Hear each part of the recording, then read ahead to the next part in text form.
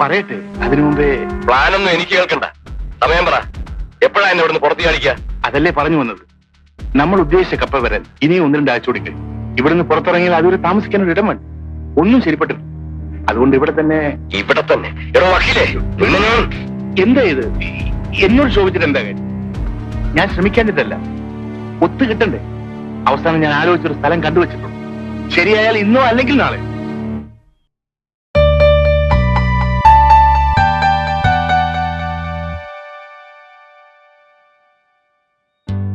വരൂ. രാധയല്ലേ? അന്തർജനം. ഇരിക്കൂ. എന്റെ പേര് ഉഷ. വക്കീലിന്റെ. മനസ്സിലായി. പലപ്പോഴും ഇവിടെ വരുമ്പോ സംസാരിക്കണം തോന്നിയിട്ടുണ്ട്. കഴിഞ്ഞില്ല. ഇരിക്കൂ. 2-3 കൊല്ലായില്ലേ ഈ കേസ് അനിയന്റെ? ഒരിക്കൽ ഇവിടെ ഇരുന്ന നിങ്ങളുടെ അച്ഛൻ മകന്റെ കഥകൾ അദ്ദേഹത്തോട് പറഞ്ഞത്. കോളേജിൽ ഫൈനൽ ഇയർ ആയിരുന്നല്ലേ? കേട്ടപ്പോൾ അരുത്, എന്റെ ഇല്ലത്ത് ഇതേ കേൾക്കാറുള്ളൂ. അച്ഛൻ വാതോരാതെ എനിക്കും വേറെ ഒന്നും ഓർക്കാൻ കഴിയില്ല. പുറത്തിറങ്ങിയാലെങ്കിലും കുറച്ച് ആശ്വാസം ഉണ്ടാവുമെന്ന് കരുതി. സോറി, ഞാൻ നിങ്ങളെ വേദനിപ്പിക്കാൻ പറഞ്ഞതല്ല. മനസ്സ് മരവച്ചവർക്ക് എന്ത് വേദന. ഞാനിവിടെ കയറി വന്ന് അനാവശ്യം പറയാണെന്ന് തോന്നിയോ? ഏയ് ഇല്ല.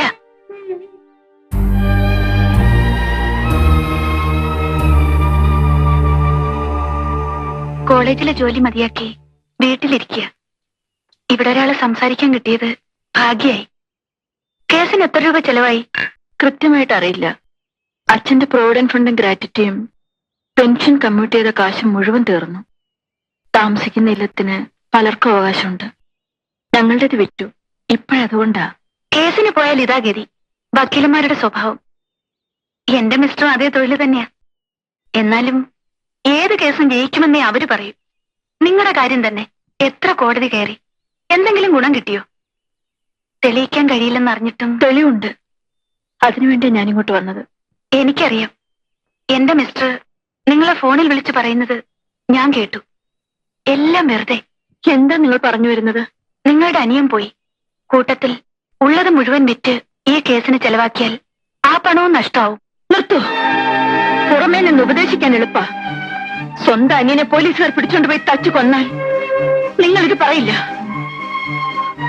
കുടുംബത്തിന്റെ ഏക ആന്തരിയായിരുന്നു ഞങ്ങളുടെ ഉണ്ണി. അവനേക്കാൾ വലുതല്ല ഞങ്ങൾക്ക് പണം, ഈ കഷ്ടവും നഷ്ടവും ഒന്നും. നിങ്ങളുടെ ഭർത്താവ് പോലീസുകാർക്കെതിരായി വാദിക്കുന്നതിൽ ഭയമുണ്ടെങ്കിൽ അത് പറയൂ. ഞാൻ വേറെ വക്കീലിനെ നോക്കിക്കോളാം. അയ്യോ, ഞാൻ പറഞ്ഞു വന്നത് ഈ കേസ് നടത്തരുതെന്നല്ലേ? ഞാൻ മുഴുവനും കേട്ടു. മിസ് രാധ, നിങ്ങളോടുള്ള സഹതാപം കൊണ്ടല്ല അവൾ ഇങ്ങനെ പറഞ്ഞത്. സ്വന്തം കാമുകനെ രക്ഷിക്കാനാണ്. ഈ കേസിൽ 1-ാം പ്രതി ഇൻസ്പെക്ടർ ബൽറാം കല്യാണത്തിന് മുമ്പ് ഇവളുടെ ഇഷ്ടക്കാരനായിരുന്നു. പിന്നീട് അറിഞ്ഞിട്ടും എന്റെ കുഞ്ഞിന്റെ അമ്മയായതുകൊണ്ടാണ് ഞാൻ അവളെ വീട്ടിൽ താമസിപ്പിക്കുന്നത്. ബൽറാമിന് നിയമത്തിൽ നൽകാവുന്ന ഏറ്റവും വലിയ ശിക്ഷ കൊടുപ്പിക്കാൻ ഒരു വക്കീലം നിലവിട്ട് ഞാൻ പ്രവർത്തിക്കുന്നത് അതുകൊണ്ട് തന്നെയാണ്.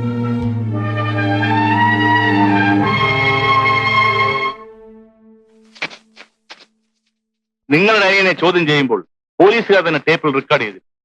ക്യാമ്പിൽ വെച്ച് ഫോട്ടോ എടുത്തിരുന്നു, IG-ക്ക് അയച്ചു കൊടുക്കാൻ വേണ്ടി.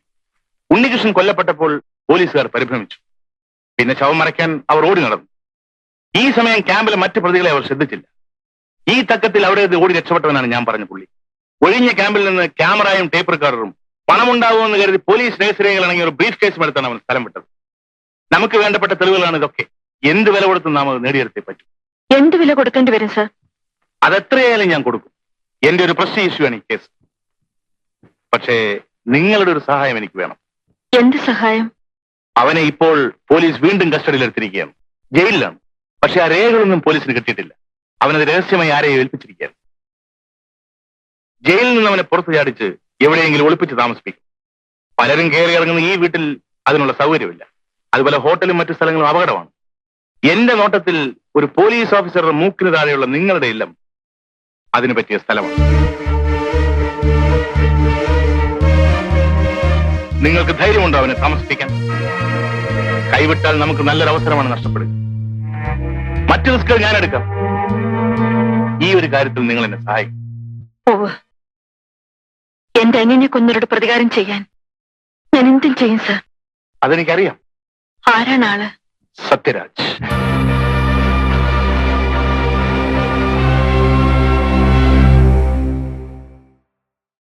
ഗവേഷണങ്ങൾ അനുസരിച്ച് പുകവലി ഉപേക്ഷിച്ച് 20 മിനിറ്റിന് ശേഷം നിങ്ങളുടെ രക്തസമ്മർദ്ദം സാധാരണഗതിയിലെത്തുന്നു. കുറച്ച് ദിവസങ്ങൾക്കകം നിങ്ങളുടെ ശരീരത്തിലെ നിക്കോട്ടിന്റെ അളവ് കുറയുന്നു. 12 മാസങ്ങൾക്കകം ഹൃദ്രോഗത്തിനുള്ള സാധ്യതയും പകുതിയായി കുറയുന്നു. എന്നാൽ ഇപ്പോൾ പുകവലിക്കുന്നത് കാരണം ഹൃദയാഘാതം എപ്പോൾ വേണമെങ്കിലും വരാം. ബീഡിയും സിഗരറ്റും ജീവൻ അപകടത്തിലാക്കുന്നു. പുകവലി ഇന്നേ ഉപേക്ഷിക്കൂ. സഹായത്തിനായി 1800112356 വിളിക്കുക. പുകവലി ആരോഗ്യത്തിന് ഹാനികരം. പുകവലി അർബുദത്തിന് കാരണമാകുന്നു. Smoking is injuries to health. Smoking causes cancer.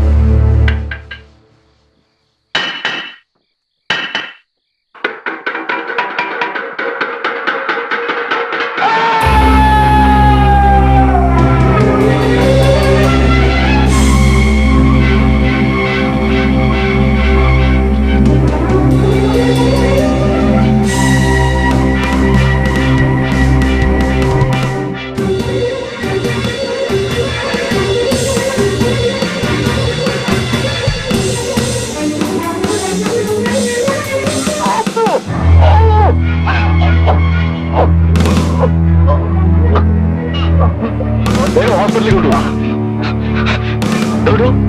തല്ലി കണ്ടു.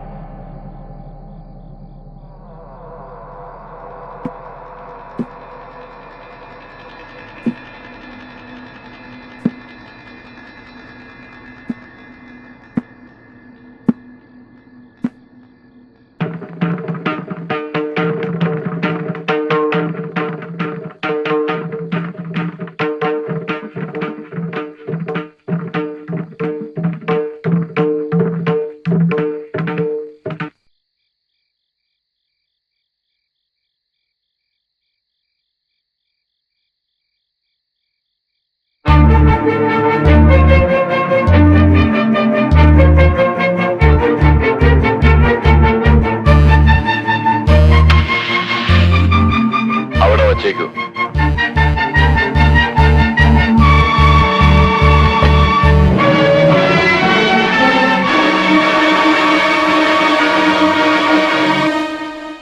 രാത്രി പൂട്ടിയിട്ടിരുന്ന സെല്ല് തുറന്ന് നിങ്ങൾ ഇതിനകത്ത് കയറിയത് പ്രതിയോടൊപ്പം കള്ളുപിടിക്കാനായിരുന്നില്ലേ? ഞാൻ കുടിച്ചില്ല സർ. നിങ്ങളെ കൊണ്ട് അവൻ കുടിപ്പിച്ചു. ആസ്പത്രി റിപ്പോർട്ടിൽ ബോധം കെട്ട നിലയിൽ നിങ്ങൾ അവിടെ എത്തുമ്പോ നിങ്ങളുടെ വയറ്റിൽ മയക്കുമരുന്ന് കടന്ന വിസ്കി ഉണ്ടായിരുന്നു. ഒരു പ്രതിയെ കഷ്ടപ്പെട്ട് പിടിച്ചേൽപ്പിച്ചാൽ നിങ്ങൾ അവന് കള്ളും കഞ്ചാവും കൊടുത്ത് സൽക്കരിക്കും. കുറ്റവാളിയുടെ ചൊൽപ്പടിക്ക് നിൽക്കുന്ന നാണംകെട്ട പീറ പട്ടികളും. Mister Balram, stop your absurd abusing. ഞങ്ങളെ തെറി പറയാൻ നിങ്ങൾക്ക് കഴിയാം സർ. അയ്യോ, ഞാൻ സാറിനെയല്ല, ഈ കമ്പനികളോടാ പറഞ്ഞത്. വാഴപ്പിണ്ടി പോലെ ഇവന്മാര് വളഞ്ഞു കൊടുത്തുകൊണ്ടല്ലേ അവൻ ചാടിപ്പോയത്. നമുക്ക് ഇവന്മാരെ മാറ്റി കുറച്ചുകൂടെ കൂറുള്ള ജാതികളെ വെക്കണം.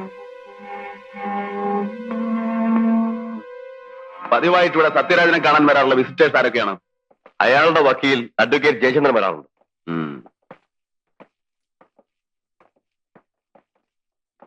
സർ, ഇത് സെല്ലിന്റെ ബാക്കിൽ എടുത്തുന്ന ജയിലിനകത്ത് വെച്ച് തനിക്ക് എങ്ങനെ ഈ കത്തി കിട്ടി? കുട്ടൂസ് തന്നെയാണോ സാർ? കുട്ടൂസോ? അവനല്ലേ നീ കുത്തിയത്? അതെ, ഇന്നലെ രാത്രി കമ്പീന്റെ മേലെ 3 പ്രാവശ്യം മുട്ടുന്ന കേട്ട കുത്തിക്കോളാൻ പറഞ്ഞു. അവൻ സമ്മതിച്ചിട്ടാ കുത്തി. വെറുതെ അങ്ങനെ ഒരാളെ കുത്തുക? വെറുതെ അല്ല, രണ്ടാൾക്കും കൂടി 500 രൂപ തരാന്നുണ്ട്. ആര് പറഞ്ഞു? ഈ നിൽക്കുന്ന സൂപ്പർ സാർ.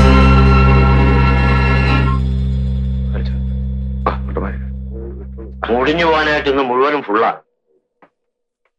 ഇന്നലെ 1,100,000 കിட்ட പറയുന്നില്ല. സാർ, വാർഡനെ കസ്റ്റഡിയിൽ എടുത്തിട്ടുണ്ട്.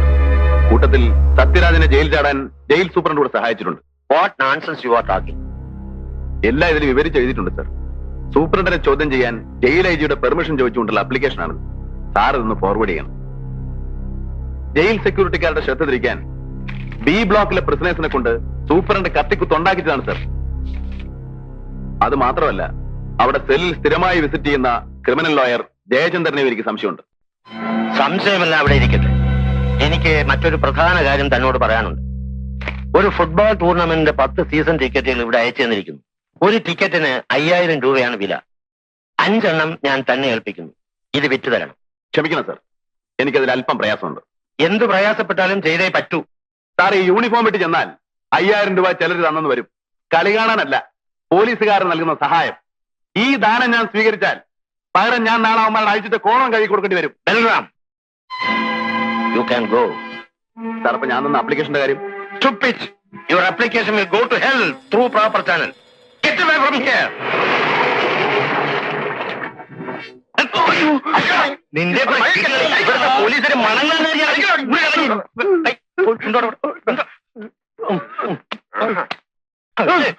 ചീട്ട് കളിക്കുന്നു. നിന്റെ ചീട്ട് കളി നിന്നെ വാസു, എന്താ ഇത്? മാർക്കറ്റിലെ ചീട്ട് കളിക്കാരാ. രാവും പകലും പന്നി മലർത്ത്. എന്നാ ഒരു 10 പൈസ സ്റ്റേഷനിൽ കയറി. ഓ, അതിന്റെ വാശി തീർക്കാനാണോ? വിട്ടുകളടോ ഒറ്റളെ. സാർ, ഒരു സംശയം. അപ്പൊ ഈ ചൂതാട്ടം, ഗാംബ്ലിംഗ് വെറുതെ വിടാനോ? ശിക്ഷിക്കണോടോ ഗാംബ്ലിങ്ങിന്? എങ്കിൽ ചെല്ല്. സീസൈഡ് ക്ലബില്, ഓഫീസേഴ്സ് ഡെന്നില്, ഹോട്ടൽ മുറികളില് പോലീസ് കമ്മീഷണർ അടക്കം 1000 വാത് വെച്ച് കളിക്കുന്നുണ്ടാവും. അവരെ ആദ്യം പിടിച്ചിട്ട് വാ. മാർക്കറ്റിൽ മീൻകൊട്ട ഒന്നും ഇറച്ചി കൂട്ടി മടുക്കുമ്പോ ഒരു രസത്തിന് വേണ്ടി 10 പൈസ വെച്ച് ചീട്ട് കളിക്കുന്ന ഈ പാവങ്ങളെ ശിക്ഷിക്കുന്നത് അത് കഴിഞ്ഞിട്ട് മതി. സാർ, മോണ പഴുത്തൊലിക്കുന്നവന്റെ നാവ് പഠിച്ച വായനാറ്റം മാറൂലടോ. വിട്ടുകളാവറ്റളെ.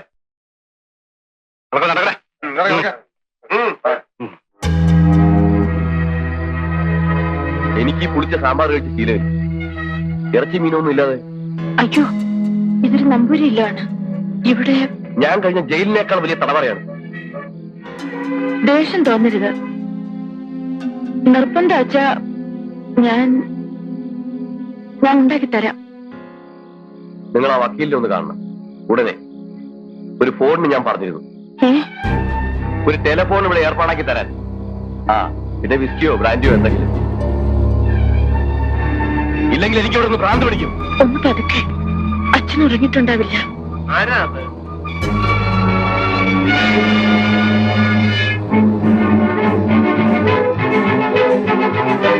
ആരാ ഇഷ്ടത്തേക്ക് മാറിയത്? പറയ്. അച്ഛാ, ഞാൻ കേട്ടു ഒരു ആണിന്റെ ശബ്ദം. അത് എന്നോട് ക്ഷമിക്കച്ച. മോളെ, പ്രായം കവിഞ്ഞിട്ടും പെൺകുട തരാവാതെ നിൽക്കുന്ന നിനക്ക് ഒരു പുരുഷനുമായി ബന്ധപ്പെടാൻ മോഹം ഉണ്ടാവും. മനസ്സ് നിയന്ത്രിച്ചാലും ശരീരം കൊതിക്കും.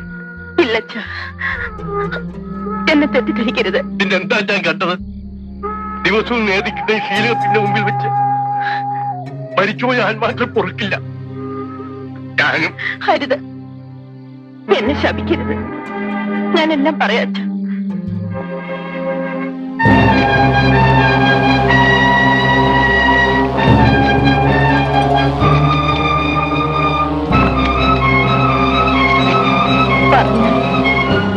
ഒരിക്കലും സമ്മതിക്കില്ലെന്ന് കരുതിയ ഞാൻ അച്ഛനറിയാതെ നമ്മുടെ ഉണ്ണിയെ കൊന്നവരോട് പകരം വിട്ട് വേറെ വഴിയില്ല.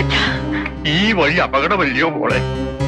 എനിക്കെന്തോ ഭയം തോന്നുന്നു. തിരുമേനി, നിങ്ങളെക്കാൾ കൂടുതൽ ഭയപ്പെടേണ്ടവൻ ഞാനാണ്. ജയിൽ ചാടിയ ഞാൻ ഇവിടെ കഴിയുന്നത് നിങ്ങളുടെ മകനെ ഓർത്താണ്.